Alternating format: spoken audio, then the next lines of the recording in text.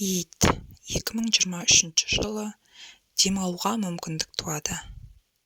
Бұрынғы бар күшіңізді салған істің нәтижесінен ләззат аласыз. Бар жоспарларыңыз ойлағаныңыздай жүзеге асырылады.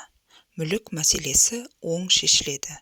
Егер сіз жөндеумен немесе құрылыспен айналыссаңыз, сәттілік сіз жақта болмақ.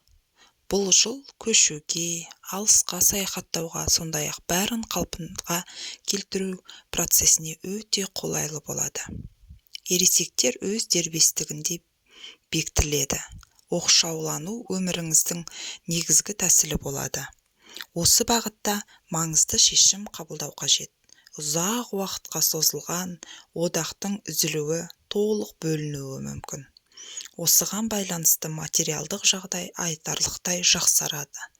Бұл жағдайда туыстарыңызбен қарым-қатынас жақсарады.